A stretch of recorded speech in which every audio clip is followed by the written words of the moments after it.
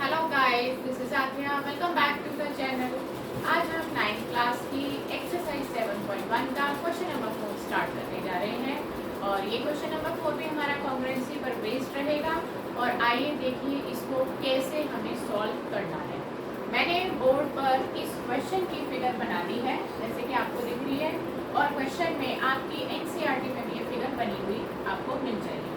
अब हम क्वेश्चन को पढ़ते हैं, आप ध्यान से सुनिए कि क्वेश्चन में क्या दिया गया है और क्या हमसे डिमांड करी गई है।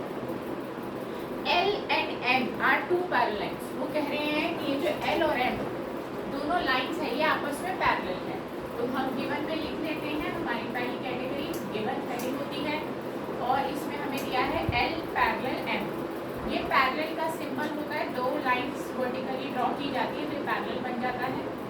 हम पढ़ते जाएंगे, साथ के साथ लिखते जाएंगे क्या हमें दे रखा है।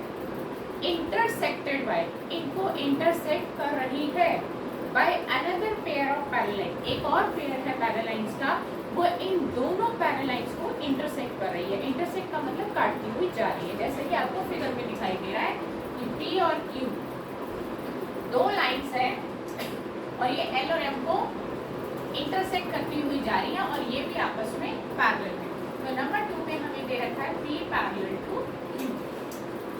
ठीक, आगे बढ़ते हैं। शो दैट, आप सीधा शो दैट पे आ गए हैं, यानी कि सिर्फ इतनी ही दो बातें हमें दी गई थी। अब क्या हमें प्रूफ करना है, क्या शो करना है, उसको हम टू प्रूफ की कैटेगरी में डाल देंगे। ट्राइंगल ABC कॉन्ग्रुएंट है ट्राइंगल CDA। ठीक है, हमें इन दो ट्राइंगल्स को कॉन्ग्रुएंट करना है। अब आप बहुत ध्यान से सुनिएगा, जिन बच्चों को थोड़ी सी प्रॉब्लम आ रही है या समझ में नहीं आ रहा, दो ट्राइंगल्स को कॉन्ग्रुएंट करने के लिए हमें मिनिमम और मैक्सिमम एग्जैक्टली यानी कि 3 पेयर्स ही इक्वल चाहिए होते हैं। ना इससे कम में बात बनेगी, ना इससे ज़्यादा में बात बनेगी। तो 3 एग्जैक्टली पेयर्स इक्वल चाहिए। वो क्या क्या है वो हम ढूंढेंगे और जो पेयर्स हम 3 लेंगे उन पर हमारी कॉन्ग्रुएंसी रूल भी फिट बैठना चाहिए। हमारे पास टोटल 4 कॉन्ग्रुएंसी रूल होते हैं, कोई भी रूल हम यहाँ पर फिट कर सकते हैं, ऐसी कोई रिस्ट्रिक्शन नहीं है। डिपेंड करता है हमें क्या क्या हमारे पास इक्वल चीज़ें हैं। आइए देखिए क्वेश्चन को स्टार्ट करते हैं। टू प्रूफ के बाद हम प्रूफ दिखाने जा रहे हैं। जिन दो ट्राइंगल्स को कॉन्ग्रुएंट करना है उनके नाम लिखेंगे इन ट्राइंगल ABC। अभी कॉन्ग्रुएंसी का सिंबल नहीं आएगा क्योंकि अभी तो हम प्रूफ कर रहे हैं, तो एंड आएगा, एंड ट्राइंगल CDA।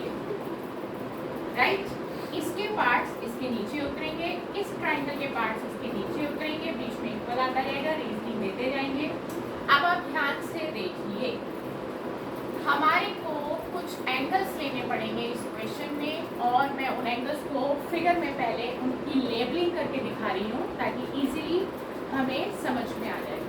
मैं यहाँ पर एंगल 1 इसको दे रही हूँ और एंगल 2 इसको दे रही हूँ। ठीक, क्लियर है? पहले हम 1 बाय 1 लेते हैं फिर समझेंगे। देखिए ये एक Z की शेप बन रही है, Z अल्फाबेट आप देखिए, जिसको मैं डार्क कर रही हूँ। ये एक Z है, उल्टा Z दिखाई दिया, ये Z है। Z के दोनों तरफ बनने वाले एंगल यानी कि एक इधर और एक इधर, Z शेप में आप देखिए, ये देखिए Z है। Z शेप में टोटल 2 ही एंगल बनते हैं, मैंने आपको पहले भी बताया है, और ये दोनों एंगल्स ऑल्टरनेट इंटीरियर एंगल्स कहलाते हैं। राइट, और ये इक्वल हो जाते हैं जब ये लाइंस पैरेलल हो। राइट, देखिए यहाँ पर ये दोनों लाइंस पैरेलल है क्योंकि क्वेश्चन में दे रखा है P पैरेलल Q, तो ये ऑल्टरनेट इंटीरियर एंगल्स इक्वल होंगे। तो ट्राइंगल ABC, ये ट्राइंगल ABC है, इसका एंगल 1 है, यहाँ लिखेंगे, इक्वल टू ये CDA ट्राइंगल है, इसका एंगल 2 है, इसका रीजन लिखेंगे ऑल्टरनेट इंटीरियर एंगल्स। ये ऑल्टरनेट इंटीरियर एंगल्स है एज, क्योंकि P पैरेलल है क्योंकि P और Q आपस में पैरेलल है। क्लियर? चलिए आगे चलते हैं। आप देखिए इस ट्राइंगल में AC साइड है, जब हम ये वाला ट्राइंगल लेते हैं तो इसमें AC साइड आती है, जब हम ये वाला ट्राइंगल लेते हैं तो भी इसमें AC साइड आती है, तो ये वाली साइड दोनों में कॉमन हो गई। देखिए ये जो बीच की साइड है ये दोनों ट्राइंगल्स के लिए कॉमन है और ये इक्वल मानी जाती है, तो इसका रीजन लेंगे कॉमन।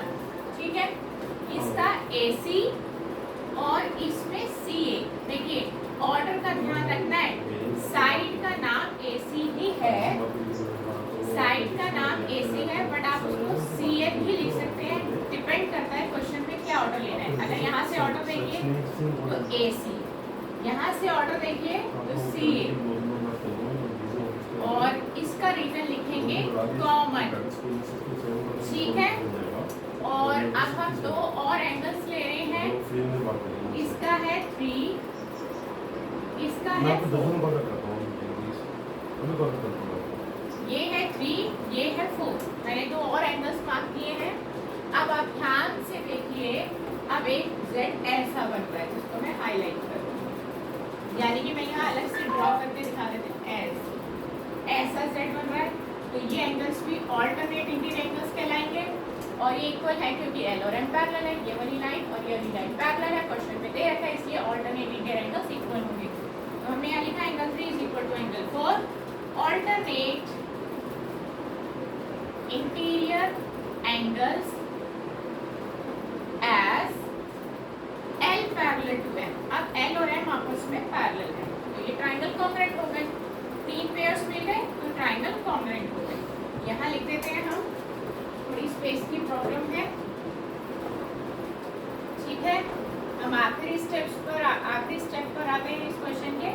देयरफॉर का सिंबल, एक डॉट ऊपर 2 डॉट नीचे आते हैं, इसको देयरफॉर कहते हैं। फिर से ट्राइंगल के नाम लिखते हैं, triangle ABC congruent to triangle CDA। ये दोनों ट्राइंगल्स कॉन्ग्रुएंट हो गए, कॉन्ग्रुएंसी का सिंबल है। अब बात आती है कि हमने कॉन्ग्रुएंसी कौन सी यूज करी है।